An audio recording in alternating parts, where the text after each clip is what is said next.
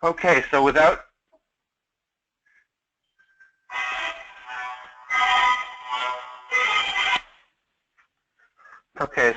further ado, we will start, and hopefully whatever that sound is in the background will stop. Nevertheless, okay, thank you very much. My name is Paul Siegel. I want to thank you all for attending. I want to tell you today this is a design thinking webinar. It will be about an hour long, about 45 minutes worth will be essentially a presentation. Stefano Messori will be your facilitator, and hopefully you'll have plenty of time for questions. We are Starweaver. We are a fintech training company, but we work for a lot of other companies around the world. We do live and online training. We have a large library of both audio-visual kind of courses as well as other subjects. Here are some of the examples of the clients we work for and work with, and we work with them in multiple places from Australia, India, Singapore, Japan, Germany, Canada, United States, Mexico, etc.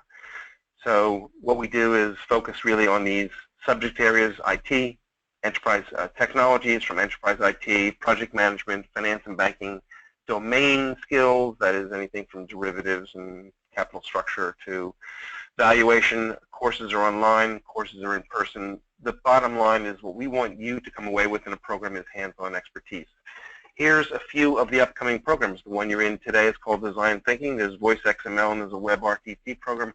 You will see about 6 or 8 more added in the next few days. We haven't finalized them. Generally, if you're wondering, they are on Tuesdays and Thursdays at 11 a.m. or 1 p.m. Eastern Time. Here are some of the courses that we're going to give you access to. You don't need to take these down. They'll be available to you online. But bottom line, you'll see there's a lot of fintech, as I said, but there's also a very highly regarded one on business and technical writing. Don't need to write that down. All you do need to do is go to this link. You will see that link in your right window. It's SurveyMonkey plus / etc. So, hang on, I need someone. Anyway, I will send that link on the side here. You will get a thank you link as well. Again, all we want is your feedback, good, bad, indifferent. Please let us know so we can do better. Stefano will tell you a little about himself, but he is a leading expert in design thinking. He's done a lot of work in this area for many years. He knows how to focus that kind of work in large organizations, in small organizations, and in startups. He's been involved in a multitude of online programs as well, so he knows how to facilitate in the kind of environment you're sitting through right now, but also do this in a live hands-on workshop and or consultative fashion. Okay, there's some contact information at the end, again, for Rand and for me, people who are on this program with you.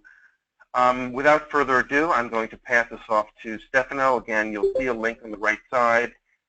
Absolutely ask questions, chat them. They'll typically be answered at the end or towards the end of this program. But without further ado, I will mute myself, pass this off to Stefano, and look for your feedback and comments. Thank you. Take it away, Stefano. Hi, everybody, and thank you for joining the Strategic Thinking for Innovation webinar. My name is Stefano, and I am a design strategist, and I'm based in Dublin, Ireland. So, let's get started. We are going to cover a little bit about the principles of design thinking and the process and the tool that design thinking brings to the table. Let me get started saying that I am a design strategist. Now, when I introduce myself as design strategist, I see many puzzle faces. So let me explain very briefly what is strategic design. Well, strategic design basically brings together the two sides of thinking when it comes to business. Conventionally, we are in the business environment, we use strategic thinking.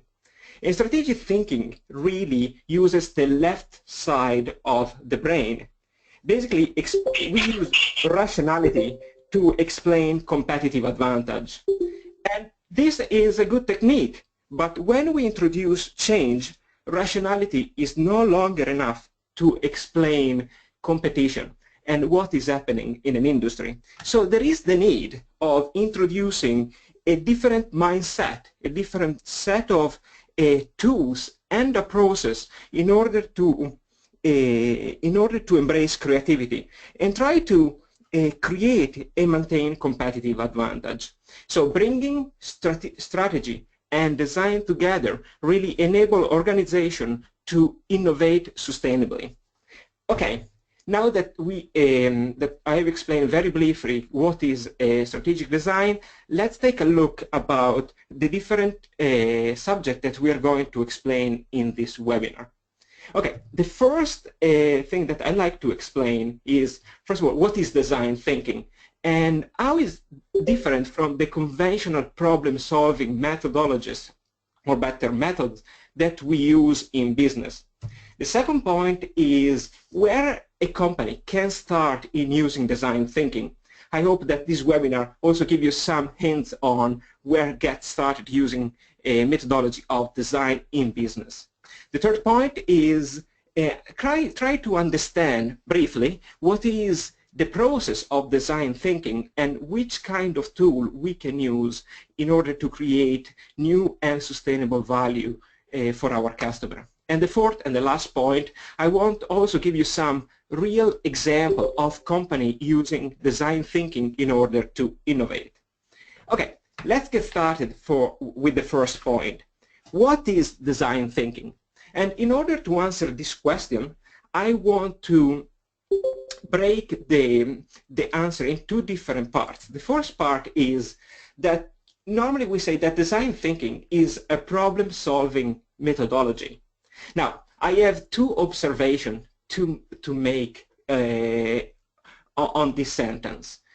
We can use the word problem-solving methodologies, but when we solve a problem, really we are framing design thinking in a negative way. It seems that we have to reduce a pain that a customer is experiencing. The point that I want to make here is that design thinking not only can reduce a pain that a customer is experiencing, but also can be used in order to create new value opportunities for our customer. Basically, the design thinking enables us to enhance an already positive experience to create delightment for our customers. The other observation about defining design thinking as a problem-solving methodology is that design thinking is about problem-solving as much as it is about problem-finding. And that opens up the second part of the answer. What is design thinking? Design thinking is a problem-solving methodology, but which kind of problems we try to solve with design thinking? Well, in business, we have two types of problem. We have some problems that we can use incremental innovation in order to solve them. And let me give you a real example that happened to me recently. I needed to change the boiler in my house, and so I decided to go with the same brand that of my old boiler because it was a good boiler. So when the technician arrived, I saw in the packaging the same boiler but 20% more efficient. So basically, it's 20% less noisy. It's 20% more uses 20% less gas. The point is that when we want to incrementally innovate something, we face a technical challenge. We need experts that help us to make our product better, more efficient, more attractive. Okay, so and also we can use a set of best practices in order to make our product, to improve our product. But eventually, one day, we will reach the end of incremental innovation. And let me give you another example that explains what I mean with the end of incremental innovation. Anytime that the company, Gillette, you know, the razor company, faces a drop in sale, you know what they do? They add a blade to their razors. Now the question is, how many more blades we can add to a razor? I think we reach 5. So you understand that it's not the problem, it's not longer a technical problem. I add another blade, so we have 6 blades into the razor. But the problem is they are facing the challenge to disruptively innovate their industry. So let me make, to clarify this subject of disruptive innovation. There are three types, in three ways company can use disruptive innovation. The first one is when a company come up with a new solution for an old customer problem. So for example, take the Model T developed by Henry Ford. The Model T, the car that was good as long as it was black, was a completely different solution to mobility that using a horse, you know. And if Henry Ford went to the customer say, what do you want? The customer would have said, I want a faster horse. Instead, why Ford was able to innovate? Was able to innovate because came up with a different solution for a similar problem. Another example of a company that were able to innovate and using disruptive innovation is Wikipedia. Wikipedia is just not a new encyclopedia, but is a new concept that enables users to co-create knowledge. And that changes completely the game in the industry. So the first type of disruptive innovation is when a company comes up with a new product or service. The second example that I want to give you of disruptive innovation is when we change the business model. I call that business model innovation. And if you take an example, I am Italian, so I give you an example of something that I really care about, coffee shop, you know. Normally, when we think about a coffee shop, I go to the coffee shop and I pay for what I consume.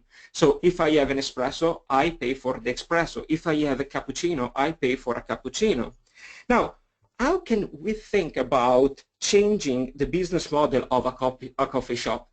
Well, it's happened to me that I was in an Asian country, and I went there and I had some work to do, and I realized that I didn't have to pay for what I was consuming, but I was paying the time that I spent in the coffee shop.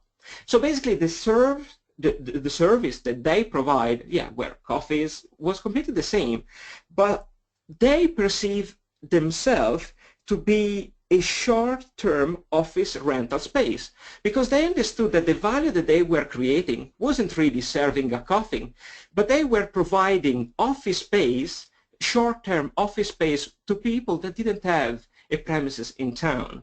So that is the way that we can change the business model. And the last example of disruptive innovation is when a company decides to enter a completely new industry.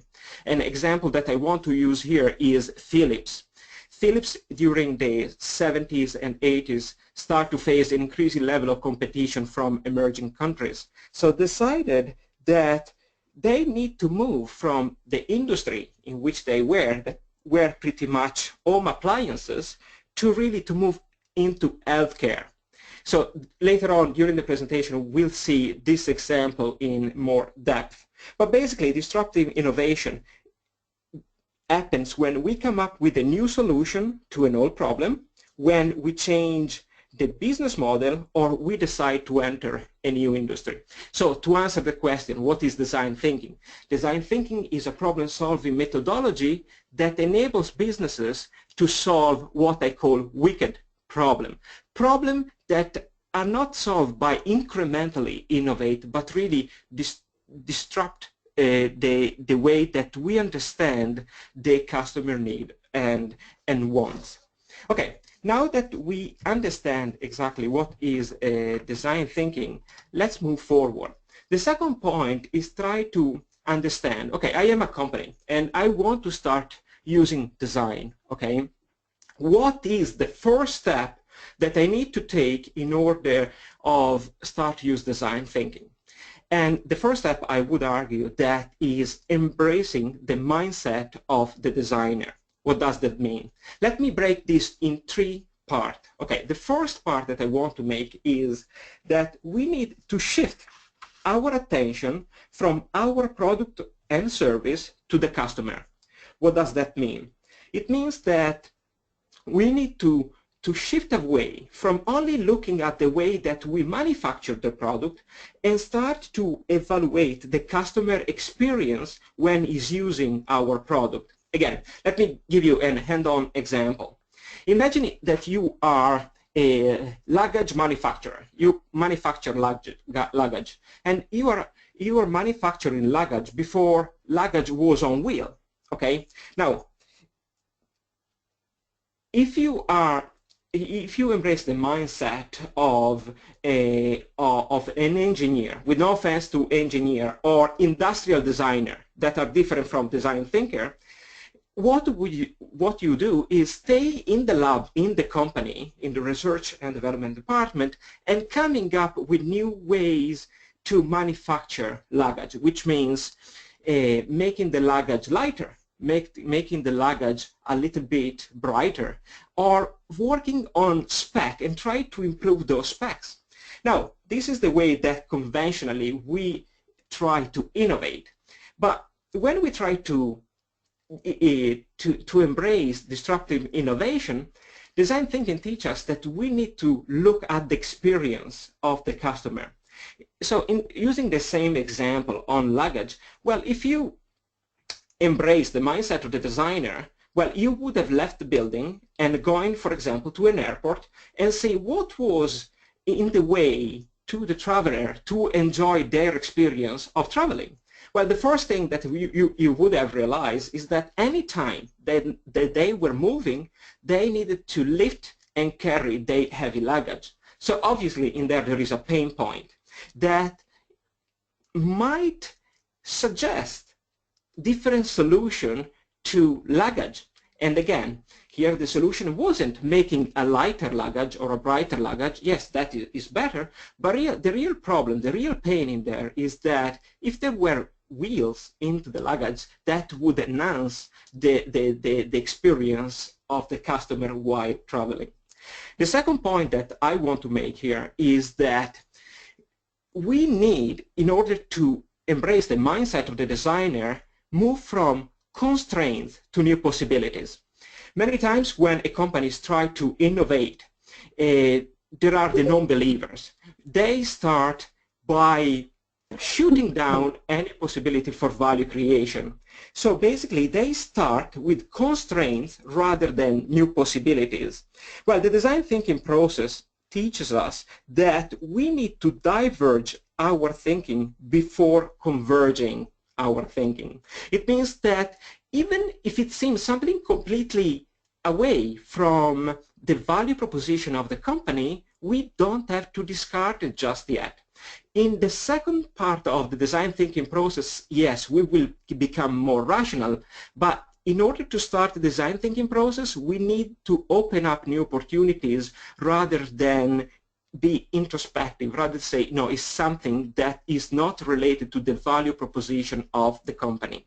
And the last point that I want to make that regards the value proposition, the mindset of the designer is something that is very difficult. It's something that really is outside the vocabulary of business, which means accepting failure and failing faster and cheap. What do I mean here? Is that many times, at least my experience working with large corporation, is that managers or people involved in innovation, they believe that the new growth initiatives are going to succeed 100% of the time. But I also work with entrepreneurs and many startups, and I know that if we are lucky, 1 out of 5 of startups are going to succeed. So if that is happening in a small organization, chances are that even in a larger organization, only 20% of new growth initiatives are going to succeed. So if that is true, it's better that we embrace failure as a way to learn and to join an iterative way of value creation. And when I say, let me clarify this because it is a very important point. When I talk about failure, I'm not talking about the failure that breaks the bank. I'm talking about a failure as a way to learn. It means that we are creating very low-cost prototype, and we try to invite customer in the conversation, and with their feedback we are going to improve the prototype. And when we have a completely positive feedback, then we go into the manufacturing part of design thinking, and we produce the final product. So the 3 steps on embracing the mindset of the designer is moving from product to the customer experience. The second is not starting with constraint, but with embracing new possibilities. And third is accepting failure, failing fast and cheap in order to learn. Okay, now we are ready now to move towards the next step. We explain what is design thinking, which type of problem try to solve. We have seen the first step in design thinking, that is embracing the mindset of the designer. And now we are ready to understand what is the process and the tools that we can use as designers. Okay, but before moving and describing what is the process and the tools, I want to show this image. This image describes the innovation process in many organizations. And what you can see there, that yes, there is kind of, at the beginning on the left side, we have a kind of new possibility, the evaluation of new possibilities. There is a divergent process, and this process is kind of converging all the time and reaching a straight line that basically is the new idea, the new product and service. But obviously, what design thinking is trying to do is try to artificially make this process more linear. Okay, and in fact the process of design, it looks like this. Okay, in design, as you can guess, in design thinking we have 4 steps. Okay, the first step is the observation phase, and answer the question, what is? Okay, and now let me explain here, because it's a very important point. What is the difference between listening to the customer and observing the customer? Okay, now I believe that there is no company left on earth that doesn't understand the value of listening to the customer. Okay, and that is a good start. But I want to make an observation here. There are 2 things that are not necessarily good only just listening to the customer. The first one is that if you ask a customer, what do you want? 99% of the time, what the customer wants is a better, cheaper, and faster version of the status quo that is your product today. Okay? So, what the customer is asking you is what the customer was asking to Harry Ford. Harry Ford said, what do you want? I want a faster horse. What the customer wants is just something better and cheaper of the current version of your product. So basically the customer, in few words, doesn't really know exactly what they want. And even if we say, no, Stefano, you're wrong. The customer knows exactly what they want. And let me say that if you start a new growth initiative, okay, based on what a customer is asking you to do, well, now let me put my strategic hat on. You are starting a growth initiative facing head-to-head competition with your competitors. The why is very simple, because the same customer can go to your very next competitor and say exactly what they want. So let me tell you, there is no much competitive advantage in there, because you are already starting an initiative that someone else is embracing. Okay, so the question becomes, where do I start in the observation phase? Well, what we are looking in the observation phase is discover unarticulated customer needs. Unarticulated means that the customer is not able to put into words the needs that they have and say, how can I do that? If listening to the customer is not enough, well, the answer is that you need to observe the customer. If you remember in the example of the luggage on wheel, the design strategist, rather than stay in the lab, in R&D department of the company, went to the airport and was observing exactly what was happening in there, okay? So let me say about observing the customer. In order to understand unarticulated customer needs, we need to consider a very important point. That is that the clues for innovation are already in today's customer behavior. Okay, and if we take the time to look at the way that the customer is using the product, we might find hints on how to implement and how to increase their experience in using that product. And that explains why new methodologies, new theory like anthropologists are entering the world of business innovation.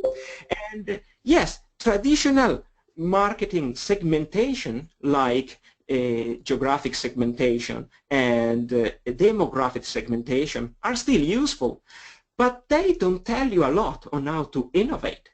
They tell you, yes, our customer is 24.5 years old and has 2.5 children and live in that area. And then you don't know anything about what is their belief system, what is their lifestyle. And then is when design thinking is embracing another type of research or segmentation that is called ethnographic, that really concentrate on try to understand the customer in a qualitative way. So basically, we try to understand the customer in depth. So we are not trying to understand a million customers, but we try to understand a smaller set of customers on a deeper level. So we want to try to understand what is the belief system of the customer, what is the lifestyle of the customer. Okay, and in order to do that, design thinking offers tools like the customer journey mapping, in which we try to understand the emotional ups and downs that a customer faces while is using our product. In that way, we find hints on how to reduce the emotional pain and improve the emotional gains. Another tool that we use in the in the observation phase is called personas. We create fictional characters that synthesize, in a way, the types of different customers that we have. Now, personas are not real people, are really fictional, but that, in a way, are useful because we can also draw their faces and try to build that character. And when we think about our customer, we think to that face, and that helps us to create fictional person that enables us to think creatively about our potential customers. Okay, so what is the end of the observation phase? At the end of observation phase, we have a set of data about our customer, and then we are able to move into the second phase of the design process, which is called ideation, and answer the question, what if anything were possible? Okay, and you remember when I was saying we start the design process with new opportunities rather than constraints. What we're doing in the ideation phase is really try to sense making the data collected in the first phase, in the observation phase, okay? But in order to sense making, we are not only looking those data, but we are looking for patterns, themes, common themes that are emerging by looking at the old data that we have displayed, visually displayed in our walls, okay? And when we are able to perceive those patterns, then they become the opportunity to come up with new concept for value creation. Now, here we are not talking about new product or service, but rather a concept is an opportunity to improve the experience of the customer while he's using our product and services. Okay. Now, these are the first two phases of the design thinking process. And now we have other two phases, that is prototyping and testing. Now, for those of you that are familiar with lean methodologies, is pretty much what we have seen up to now. The concept of, experimenting fast and cheap, and try to get the feedback of the customer on our prototype before even creating the full product, the full experience. What is the addition that design thinking brings to the conversation? Well, first of all, is that design thinking teach us that any new concept that we have developed in the second step, in the ideation phase, is an hypothesis. So any new idea for value creation is just an hypothesis that basically is an informed guess about what customer wants, okay? But any new concept is based on a set of assumptions. And the most important assumption that we make is that our idea creates value for the customer, okay? The second assumption that we make is that it's feasible for our company to create that product. The third assumption is about defensibility, that our company is able to defend the way that we manufacture the product, that will be the best company that produces that particular product or service. And the fourth assumption that we need to challenge is scalability. Are we able, with our current value chain, to scale that product or service? An important methodologist or tool that we use in prototyping and testing is co-creation, which means inviting our customers or a set of core customers or early adopters in the conversation. And how do we do that? How do we do that without breaking the bank? Well, the way that we do that is by creating low-cost fidelity prototype. And let me give you an example. I work with startup, and at the minute it seems that everybody wants to create apps for mobile phones or tablets.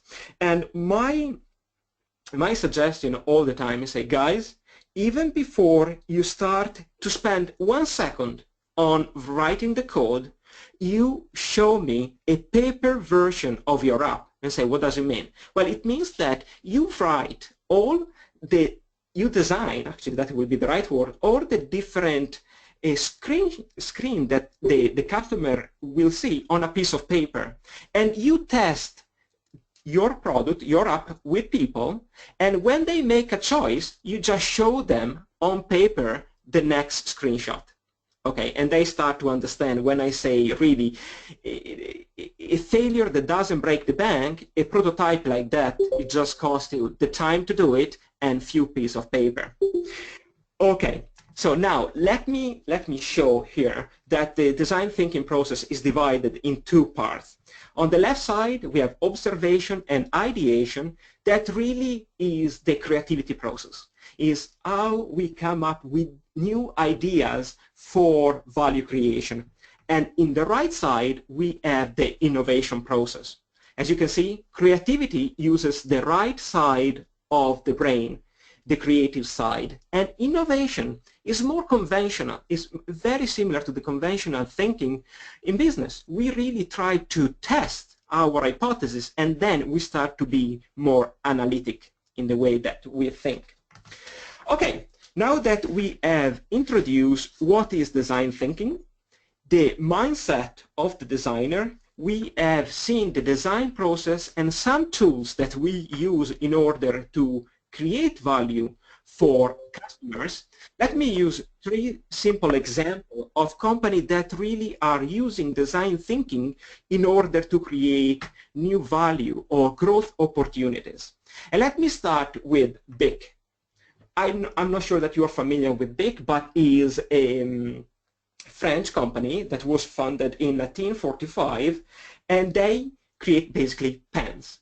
Okay, but they don't create fancy pen. They create very cheap pen that you can have I don't know, on your desk, and if you lose them, it's not a big deal. You know, they are very cheap to pen. They are disposable products. And around 25 years, after 25 years in business, around in the 70s basically, they were facing the problem that they, in a way, ended up the possibility of incrementally improve their products. So, for example, they created different type of ink. They created pen that enable you to have different color in the same pen. And the problem that they were facing, say, well, ultimately, we need to create something else that exceeds the concept of the pen. So they start to ask themselves, well, what do we do as a company? Yes, sure, we are in the writing industry. We are people to write, you know. But at the end of the day, they start to looking at their customer and say, where does the customer actually purchase our product? And they discover that when the customer of them was buying a pencil, basically was buying a dispensable product. And they start to think, what are other dispensable products that we can sell? And most of the time was an impulse buying at the till. And say, you know, other product that we can sell is actually a disposable razor or disposable lighter. And that open up new possibility for value creation for big. But imagine the shock, you know, from the founder, for the founder that create a writing company, a pen company, to enter industry like the disposable product like razor and lighters. That require not only a mindset shift, but also an innovation process. It requires engineers coming together and working with the customer on creating a lighter that enable them to light at least 3,000 cigarettes. Okay, so this is a first example on how big really enter a new industry. The second example that I want to make here is about Phillips. Okay, Phillips, I think, is every one of us is familiar with Phillips, and if you speak with the average consumer about Phillips, well, they will tell you that what Philips produces are television, maybe microwave ovens, maybe fridge, maybe we can define that home appliances. Okay, but what happened in the 70s and the 80s, from the 70s through the 80s? It happens that Philips was successful, but they faces an increasing level of competition from companies in developing countries. So, for example, South Korea. They were able to manufacture similar product at a fraction of a cost. So the question is, you have your engineer, you have your innovators within the company that were trying to incrementally improve your product. And at that time, Philips was trying to reduce the cost of production because they were competing with Korean companies that were much cheaper. But eventually, they needed to innovate. Eventually, they needed to enter a new industry. And what happened within Philips is that they came out with an idea to enter healthcare. Okay, and what you see in this slide is an incubator for premature baby. Now, I believe you are shocked. You say, oh, well, hang on a second. I pass from home appliances to an incubator for premature baby. And the reason why you are shocked is because in our minds, the two objects, the two products belong to two completely different scenarios. One is in a safe environment at home, and the other one is in an hospital, and many times is synonymous of problems. But the reality of things is that Philips is able to manufacture incubator for premature babies in the same premises where he is manufacturing home appliances. Okay, because if you look at the technology involved, there is the creation of heat at the bottom of the product, and on the upper part of the product there is where the baby is or the food is cooked. So basically, it wasn't, obviously there was a challenge in there in coming up with new skills, with new abilities to work around healthcare products, but really the technology was very similar. Okay, and another thing that Philip is doing lately is actually using strategic design to help healthcare provider to increase the satisfaction of their patient. So they are actually collaborating with healthcare providers in making the patient experience a better experience. So they are not only providing the products, but they are designing the whole experience for an hospital on how to serve better their patient. Okay, but let me close this quick presentation on design thinking with a trip to Mars. Okay, now what you see in this slide is the end part of the journey on sending the Pathfinder to Mars. Okay, now I'm not sure how much do you know about space journey in the space, but the problem that NASA faces all the time in sending the Pathfinder on Mars are the taking off phase and the landing phase. And this case is describes the old solution that NASA was implementing in order to land on Mars. And what you can see there is what I define a drone that has rockets rather than propellers. Okay, and this some sort of craft is landing on Mars by reducing the gravity using rockets. Okay, now the problem that NASA faces is that they want to reduce the possibility for mistakes. And you can imagine in that kind of flying object, in that craft, even if one of the 4 rockets is not working properly, well, the whole mission is jeopardized because the landing won't be as safe. So NASA faced the problem of how can we make the landing a little bit safer, you know? And what they tried to do was thinking, okay, what technology, even old technology, are we using in order to land, you know, to land an object in the ground? Say, well, you know, we use a parachute, okay? And is there another way, though, that enable us to reduce the impact on the landing in case the parachute is not enough? Is there a way to absorb the impact? And say, yeah, well, normally we can use airbags. Well, now I show you the current solution. That basically is a parachute and airbags. And the combination of these 2 techniques enable NASA to really to land safely on Mars with less risk. Okay, now let me say that I wanted to use this example in closing this webinar on design thinking because I believe there are a lot of technologists in this webinar. And my closing thought on this is that new technology is amazing. But if we match the new and emerging technology with the mindset, the process, and the tools of design thinking, not only we will have a much higher chances to create value for our customer, but also we lower the risk of innovation because we invite our customer in the conversation and we don't spend huge amount of money to create a product that nobody wants, but actually we prototype and we de-risk the investment that we need to make. We de-risk the project of coming up with new value creation. Ultimately, we de-risk the innovation process.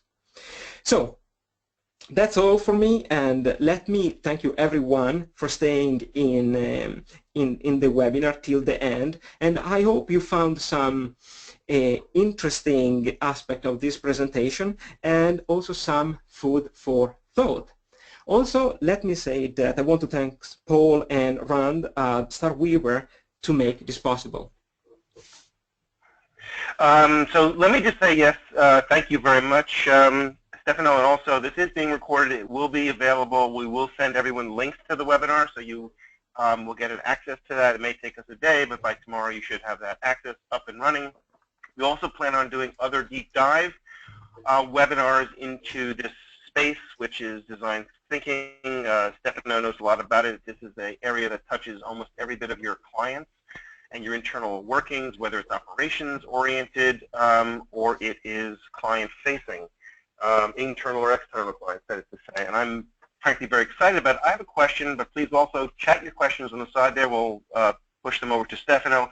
My question for Stefano is, to what extent do you feel, and what evidence, let's say, do you have that the design thinking and agile worlds are merging? And then how have you seen that impact some of the work that you do with clients and in the real world, as I say?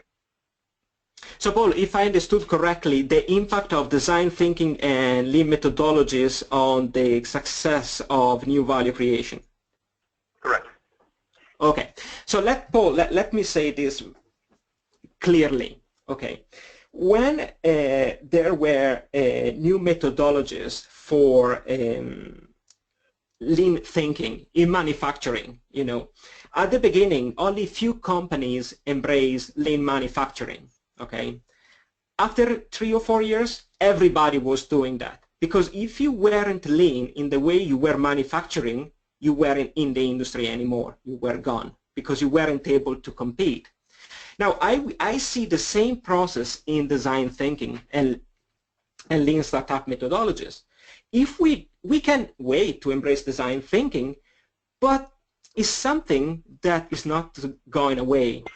I think in many industries, we reach the point there in where if you don't innovate, you don't survive, because strategies, unfortunately,